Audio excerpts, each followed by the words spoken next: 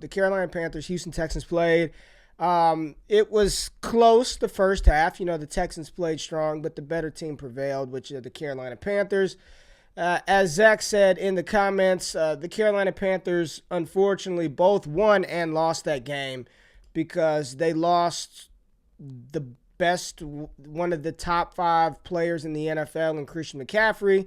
Then they also lost their first-round pick, the fantastic cornerback out of South Carolina, Jaycee Horn, the first defensive player drafted in the draft. Looked like an Achilles, ACL, non-contact injury, but I guess it was reported that it's a broken foot. So I guess that's better. I'm no medical professional. I guess that's better than an Achilles. I don't know. Travis Etienne broke his foot, and people are really concerned over So was it the Liz Frank injury, or do we not know that yet? It's just been reported as a broken foot. Yeah, we don't know the extent of the injury yet. But yeah, a broken foot will heal. An Achilles injury could linger, right? So as much as we don't want to root for one injury over another, broken bones always heal. Where Achilles ligaments, they can have lingering effects, arthritis, all those things. So if he broke a bone in his foot, chances are it will heal, maybe some surgery, but he will get back to 100% eventually. Where Achilles and ligament injuries, we don't really know all What's the the time. timetable for Horn? Do we know how long he's going to be out for? No, we don't know yet because we don't know what type of injury it was, kind of what's it broken his foot, whether it's a midfoot sprain like it is with the Liz Frank injury. We're not too sure yet, but hopefully he's not done for the year, but potentially he could be when he kind of stepped on it, you saw that he called for the trainers right away. Yeah, right away. Come here. So that was kind of the fear initially with the Achilles. They thought he knew right away he was done, or he was at least very hurt. But we'll see. It'll probably get reported today, but probably the latest by Monday what's going on with his injury. So other takeaways from that game, Sam Darnold looked really good. It's amazing what a better offensive scheme and some weapons around you can do. And I think after this game, there should be no question that DJ Moore is the Panthers' go-to guy. He's the wide receiver 1, their biggest, most explosive playmaker outside of Christian McCaffery. And I can only imagine that his uses continue to creep up. He went off. I mean, he was targeted. He had 8 for 12, 8 catches on 12 targets, 126 yards. In the first drive alone, I think he had 4 or 5 receptions in the first drive. Just picking up chunk yards. So you definitely see the rapport with Sam Darnold and DJ Moore. And that goes back to Sam Darnold's time at USC. When he was there, locked onto his number 1 wide receiver, and he fed him the ball early and often. Carolina did a decent job protecting Darnold. He didn't play flawlessly, but he looked a hell of a lot better. So Sam Darnold on the up and up. Maybe in Dynasty, a cheap buy low candidate. He probably gets a little extension after this season. They're 3-0. And I don't care. I don't care about the teams that they beat. I know it's, the Saints. We still don't know. Jury's out. The Jets look bad. Texans don't look good. But all you can do is play the teams that are put in front of you, and Sam Darnold is answering the test, answering the questions on the test, and he's doing really well. So Darnold, 304 yards, 2 rushing TDs, maybe a sneaky buy low quarterback in Dynasty that may have a little bit of longevity. Talked about DJ Moore going off. Terrace Marshall, I think it's very clear Terrace Marshall should be used as a wide receiver 2. Robby Anderson, all the narrative around the connection with Sam Darnold in New York. Again, once Sam Darnold looked on the other side of the field and saw there's a guy named DJ Moore there, all sort of rapport goes out the window. Like, I need to throw to that guy. Joe Brady knows it. Matt Rule knows it. Robby Anderson, to me, I mean, he's a desperation play at this point. He's not getting the targets. He's not getting the looks. He's not getting the yards. I don't know. Unfortunate. They just gave him an extension as well. Maybe he gets involved in the offense a little later. But Terrace Marshall would be the one I would look for. And don't sleep on Tommy Tremble, the athletic tight end out of Notre Dame. He was billed for his physicality, pass blocking, but then we saw him be a little dynamic, right? Scored a rushing touchdown, caught another, I think it was like 20-yard pass, 30-yard pass. I think we might see a little more Tommy Tremble getting on the field over Ian Thomas and Dan Arnold. So if he's sitting out there on your waivers, if you can get him for a cheap pick in Dynasty, I think Tommy Tremble's future is bright in Carolina with Joe Brady. And we saw Joe Brady when he had a tight end back at LSU and Thaddeus Moss, who's a big part of that offense. So I think we're going to continue to see Tommy Tremble get worked into that offense. Now, let's go to Houston, Jay. And if we're going to be honest, it didn't look bad. Again, the story of Houston is they're not good, but they're not dog shit. You know what I mean? They're not good, but they're not terrible. They're not a terrible team. It was frustrating because early on, it looked like they wanted no part of Davis Mills throwing the ball. Zero. It was just run. 3rd and 2, 3rd and 10, run. 3rd and 8, run.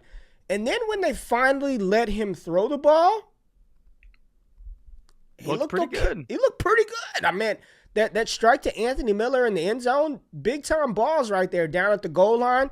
Everything gets tighter, and he was able to diagnose the defense, put a solid pass in there. He hit Brandon Cooks working outside the pocket a little bit. You know, the NFL speed, it was only his 12th start since high school. Rolling out, he's got to get his timing better. But for a rookie third-round quarterback with limited college experience, playing on a short week against the best defense in the NFL, 19 for 28, 168 and 1. Now, there was a bogus incomplete pass that should have been a fumble. I mean, that I honestly have no clue. The NFL officiating this year has been dreadful. Like, they've got to improve that. Like, that was egregious. That was egregious. I saw somebody say that we in the fantasy community use that word egregious too much, but that was egregious. Davis Mills, he did not look bad. I mean, did he look bad to you? No, I thought he looked pretty good. And more importantly, like you talked about, especially at the end of the second half, that 2-minute drill where they were kind of forced to let him just unleash and throw the ball, he looked really, really good. He did. And at that point, I was like, why are you still trying to run the ball? Like, It made me think they're not trying to win the game. They're just trying to survive this season. Because he looked way better when you finally put him in a spread, in gun. He looked great. But when you had him in the I formation, handing the ball off, running play action, like, it just didn't make sense. Like, I get that, you want him to learn these things, you want him to improve, and he looked okay. But when you actually he was standing there in gun, flanked with the running back, receivers out wide, he can survey the field quickly, make his decision. He looked much better, much more comfortable, especially when he was doing that, which makes sense. These are the kind of offenses that these quarterbacks come from in college. So to do that in the NFL, yes, they should be more comfortable. But if you really want to win a game, and a game that was very, very close, they should have had him in gun and just let him honestly air it out all day long. He didn't throw a pick. He was pretty accurate. He knew to find Cooks. He threw a couple passes to Miller that were a little bit off, but a few that he could have caught as well. I liked what I saw from Davis Mills, and if they keep starting him going forward, I think they could maybe eke out a couple of wins if they choose to play to his strengths instead of to how they want to play, which is a 50-50 split run to pass. Yeah, listen, I'm not sitting here declaring Davis Mills the future quarterback in Houston. That's not what I'm doing. I don't think you're doing that either. But again, for a rookie third-round quarterback with 11 total starts from his high school senior season to his NFL debut, 11 total starts all the way through Stanford, to come out there on a short week versus the number one defense in the NFL, hats off to Davis Mills, because I thought he played very well. And he did some things that were positive to where I will not fade Brandon Cooks regardless. I think that the takeaway is Brandon Cooks is quarterback proof. And Evan said it best. Mills looked like a very good NFL backup. Like he did. And 100%. Very good NFL backups have some value in fantasy, right? Because when you have injuries to Tua, when you have Big Ben that's not playing well, if he gets benched, like you may have to roll one of those guys into your starting lineup. And while you never feel really good about it, what he put on wax last night gives you a little bit of, okay, he got some extra time to prep. I don't know who they play next. Houston's probably going to be down in a lot of games, so they're going to have to score to keep up. I was impressed with Davis Mills' debut. I was impressed. Brandon Cooks matchup proof, quarterback proof, 9 for 11, 112 yards, and we talked about it before the show. I think it was the first drive. They tried to get him on the screen. Brian Burns knocked the ball down. If he catches that, he probably picks up 20, 30 yards on that play because it was blocked very well on the backside. Brandon Cooks he's just great. Smashed this over. He's really good. Anthony Miller, 4 for 20. Touchdown. I saw Ryan McDowell tweet something out that the trio of Mark Ingram, Phillip Lindsay, and David Johnson combined for like 16 carries, 36 yards. Yeah, nothing on the ground for Houston. But the real takeaway is, what do we do now? I mean, are you all in on Chuba Hubbard? Do you want Royce Freeman? Do you kind of not want any of those guys? Where are you at with this? And they ruled CMC out early, and then they showed him walking to the locker room. And it wasn't like very slowly. It was not a brisk walk. It was not a, damn, I just got hurt, I'll be back in a couple of weeks walk. I am no medical professional. But I have strained a hammy, and that thing, if you don't heal it, it lingers, man. I mean, we've seen that with OBJ. He missed 4 weeks his rookie season. Tyreek Hill, every season it seems like at some point there's a hamstring injury that pops up with him. I mean, are you all in on Chuba Hubbard? I mean, we just did this with Elijah Mitchell. They did give him the work, man. They gave him the work, 11 carries, 52 yards. They gave him 5 targets, 27 yards. We know at Oklahoma State, he was a 2,000-yard rusher as a sophomore. Where you at with Chuba, man? I'm iffy on it because at the beginning he looked like he wasn't playing that well, and then towards the end he kind of got comfortable. That's your countryman. That's your countryman.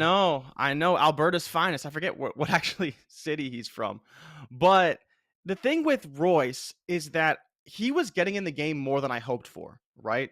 And that's why I think he's going to continue to be used a little bit. So I don't know how serviceable Chuba will be overall. Royce is a little bit bigger too, so he may get some of those goal line carries that we want in fantasy, especially for the Panthers who are looking good moving the ball.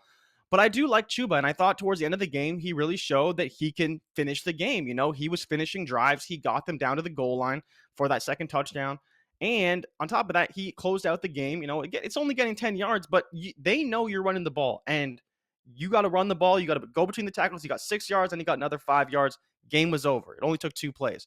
So that, to me, was encouraging, right? They didn't give it to Royce, the more experienced back who, you know, has played in the NFL for many years, who's used to running out a clock, blah, blah, whatever. And then as well, I think he's the highest rusher all time at Oregon. So again, very experienced running back.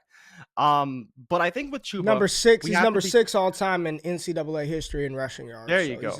Royce Freeman, experienced running back. But about Chuba, I think I'm going to temper expectations for now. I want to see how they're used.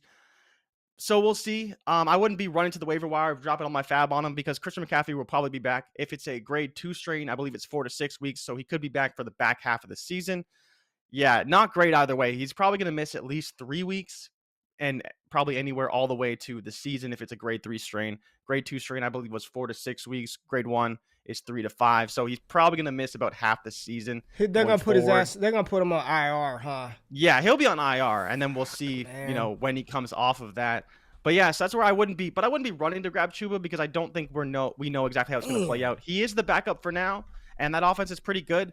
But Chuba wasn't the best at getting those tough yards. Yeah, man. So look, Royce going forward. I'll just say I don't want either of them.